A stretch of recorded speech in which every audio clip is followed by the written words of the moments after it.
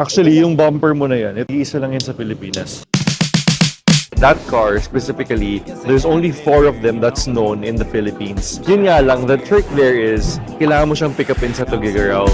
So, Ref, what happened to the car? Ran out of battery, bro. Oh, Ayaw niya mag-start and ang kutob ko is a loose battery terminal.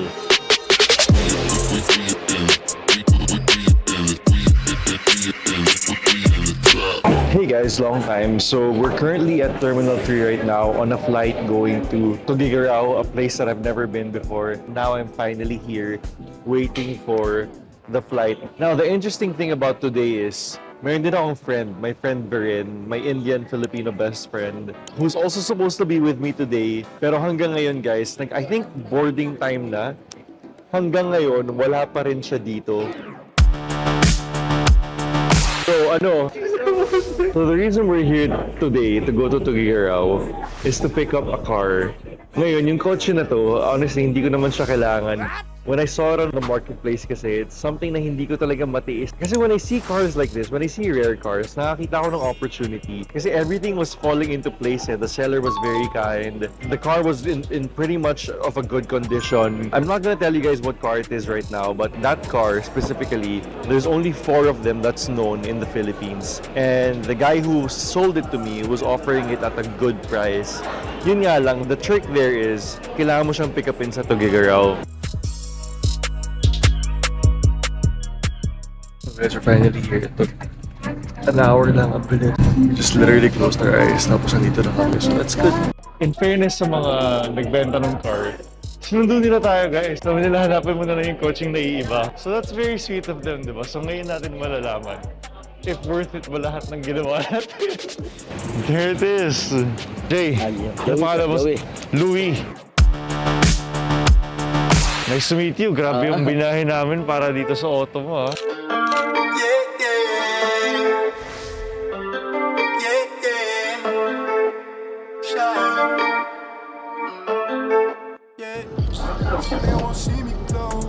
Sir, bali yung host kasi nandito sa loob. Ayun. Ito pa kung gusto mo dagdagan yung lakas niya. Nasa number 1 pa lang yan. May ilaw naman to eh, no? Oo nga. Ayos. Okay, sir. Yun yung importante sa akin eh. Alright guys, so we finally bought the Honda Accord. Was it a wise decision? I don't know. But the good thing is, the car does drive pretty well and it will get us to where we need to be. Hey guys, so we're about to sleep now. So it's 11 a.m. So we're probably gonna sleep until 5:30. And then napag-decision na namin that we were gonna drive to Baguio for 8 hours. I booked another hotel and we should be back in Manila by 8 p.m. So it's pretty insane. I'm a little bit anxious about the travel because it's so far and I've never done it before. Yeah, I mean, let's just do it. Let's see what happens. For now, I'm gonna go to sleep. Good night guys, I'll see you later.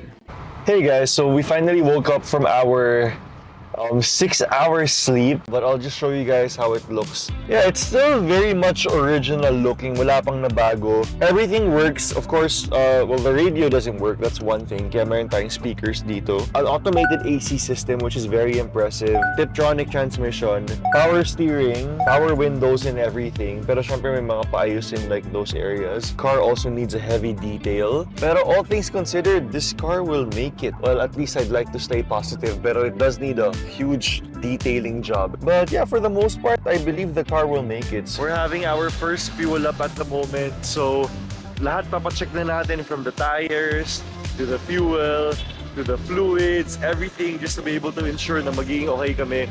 So this is basically the start of our trip. It's 4:40 p.m. So we're estimated to reach Baguio at around 12 a.m.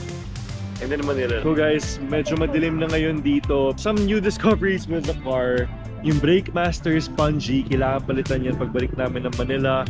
The check engine light came on again, pero nangyari lang siya nung nalubak kami. Ibig sabihin, it's just a sensor and nothing really bad. We're starting to really feel a little bit sleepy. We're 5 hours out from Baguio. Not really too concerned. Honestly, the drive I think is going to be successful.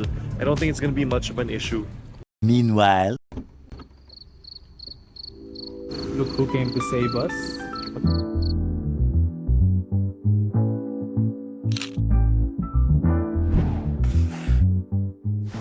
Good Samaritan right there. Oh, so kailangan siguro i-overhaul o kaya Overhaul, kung oo. meron silang pampalit, mas mabuti. Tanong lang, natin na yung Solano. So ayun na nga, the radiator blew up and some good folks are towing us into the next city called Solano, and we're gonna look for a hotel there to stay in, and then hopefully in the morning we find a radiator shop to fix the car. Kasi bumigay yung radiator nung Accord. I think it was because of the incline nung pataas. So, Ref, what happened to the car? Ran out of battery, bro.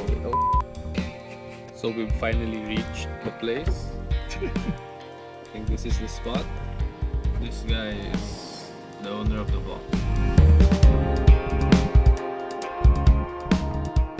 Guys, we're here at 24/7 Inn here in Solana, a town I've never even heard of before, and it's crazy that we're here. There were a couple of good Samaritans who helped us. There was an old guy with a combi of all cars. Like, that's really a story to tell. They brought us here, tapos tomorrow morning, we're gonna go to the radiator shop to have the car fixed, and then hopefully we should be good enough to be able to head back to Manila.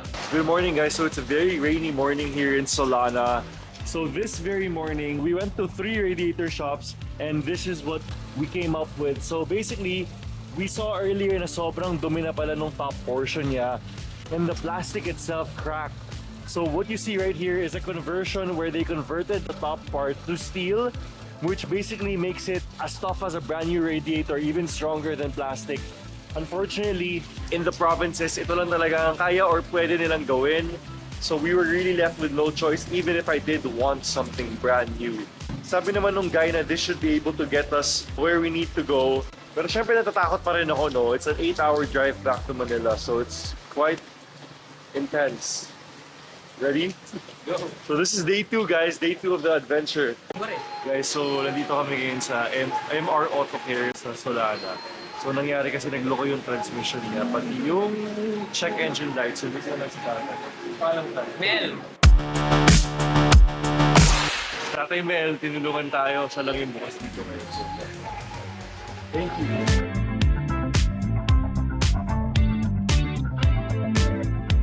Guys, so right now we are going through this intestine looking road.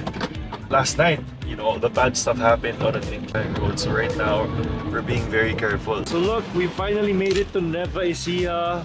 I don't know what road this is, but we're here, we're safe. Hopefully we get it home on time, guys. So we are 3 hours away from Angeles, Pampanga. We're not that far. Car is fine, it's good. It'll make it, guys. It'll make it.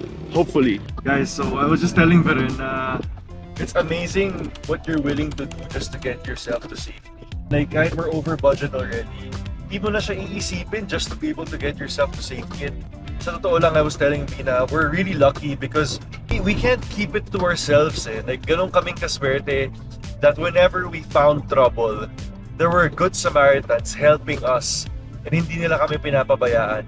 So there was the first one in the mountain, the second one with the Volkswagen Combi, who was also with us this morning looking for a radiator shop. And then ito si Tatay Mel, who coincidentally is also from where I'm from, sa Manila. So it's just crazy that God, you're put in certain scenarios, pero aalagaan ka niya either way by blessing you with people. And it just happened to be na sobrang swerte ko lang din na syempre yung kasama ko is always, he's okay with everything. So we're on our way home now. 7 hours, 40 minutes. We get home at 10 p.m. It's 2 p.m. here. Guys, oh my God. Grabe, we finally made it to T-Plex. So now we feel really safe. Sana naman the car can make it home. Pero right before we got here, we had the scare. Kasi pagkapatay namin sa kanya, ayaw na naman mag-start ng car and there was some transmission error. But now that we're here, we're really happy. I hope that we're able to get where we need to be now. God, please guide us. This is the last stretch. Right now, we're so happy kasi we're finally at Enlex, and diba usually yung Baguio route starts from here, but 2 hours from this point doesn't really sound so bad after the drive that we've had. The reason we're here is because kanina when we rested the car, ayaw niya mag-start, and ang kutob ko is a loose battery terminal. Kasi kanina malubak, so feeling ko nausog-usog siya. But other than that, the car drives absolutely, I don't want to say great, because it doesn't drive really great. Pero we're quite confident that it'll get us home from this point onwards. Hey guys, so time check, it is 8:52. in conclusion, there's so much stuff that happened on this trip, and it makes you think, like, was it worth it? Was it worth getting this car? And the truth is, our wallet's dry. My back, my neck hurts. I'm stressed. We were scared then, but on top of everything, I think it was worth it because of the experience that it taught us and all of the good people that we met along the way. Pero yeah, what needs to be changed?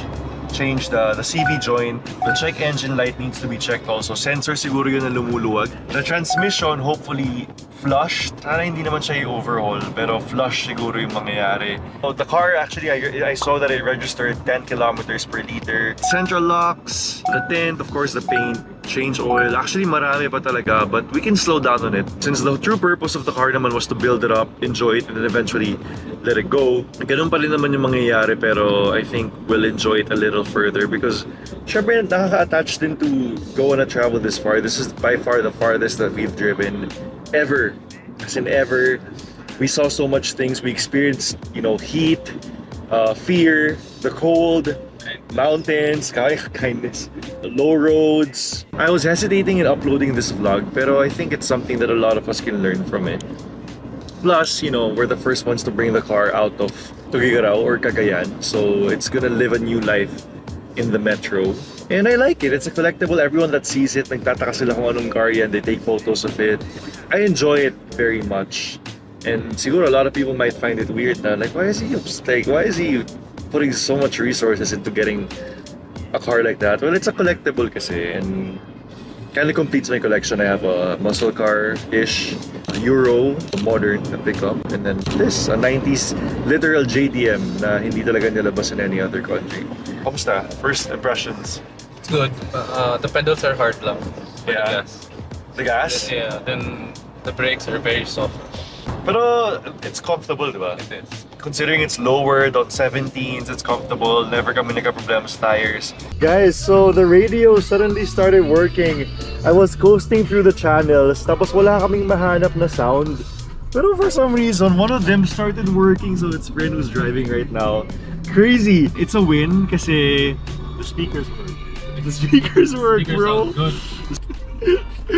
So guys, pag uwi namin nung time na to, sobrang pagod na kami na hindi na ako nakapagawa ng video. But basically, ang nangyari dito is the next couple of months, araw-araw namin tinrabaho yung kotse, from the electricals, to the paint, to the interior, to the restoration of the wheels, to changing the radiator. As in, sobrang dami namin ginawa to make the car daily drivable. And at the end of the day, siguro after about 1 or 2 months, sobrang naging okay din yung kotse na to. And nagagamit-gamit natin siya for mga road trips, for mga dates, at kung ano man. After about 2 months later, binenta ko na rin yung car na to sa isang car guy. Ang pangalan niya ay Dan, and he basically fixed this car up. Nilagyan niya ng coilovers, nilagyan niya ng magandang brakes, air suspension, inayos niya yung paint, pinalitan niya yung wheels. So basically, he went and made it a true show car na sobrang layo na from how it was. Natutuwa naman ako kasi naging parte tayo ng build niya. And of course, this car started to become iconic. Kung hindi dahil sa kotse na to, I probably wouldn't have gone viral back in 2023, and ito rin nag-set ng content creation career ko in modern times. Kaya sobrang thankful ako para sa Honda Accord CF6 na to. Up to this day, there's been about 4 or 5 spotted CF6s in the Philippines. Minsan parang umaabot siya ng 4, 5, 6, 7, pero hindi rin natin masigurado kasi hindi natin nakikita yung mga plate numbers ng mga kotse na to. And since that time na sumikat siya, it has since then died. Nawala na ulit yung mga spottings of the CF6 Accord. Although ours is the only one with this specific body kit. I think inabot din ako ng almost 360, 70, or 80,000 pesos sa full restoration ng kotse na to, and nabenta ko siya for about 450, so the profit margin was very small. But in terms of my career, sobrang natulungan ako into creating and becoming the me I am today na kilala nyo na nag-restore ng mga kotse. Since then, lahat ng cars na na-feature ko dito sa video na to, yung Navara, yung Ford Maverick, yung BMW E36, at itong CF6 Accord, all of them have been sold, and iba na yung lineup natin ngayon. Now we have the Honda Civic EG, we have the Lancer Evolution 7, we have the BMW F30, we have the Ford Mustang na 1969, and then meron tayong bagong project natin, which is a 1990 Toyota Celica. So we have about 5 cars at the moment. Please comment down below yung mga suggestions nyo for our next build. Anong mga tingin yung tama or mali na nagawa ko with the CF6 Accord, and if na-enjoy nyo yung video na to. And of course, bigyan nyo rin ako ng mga video recommendations o kaya road trip locations para makapag-plan tayo ng mga next next content namin. Once again, this has been RephBangsil. The Honda Accord CF6 has officially signed out. Pag nakita niyo siya sa daanan, please don't forget to say hi to Dan kasi sobrang talagang deserve niya yung praise sa kotse na to because ang laki lang talaga ng pinagbago nito sa kamay niya. Don't forget to hit like and subscribe because we are finally back on YouTube. Thank you guys and I'll see you next time. I hope you enjoyed.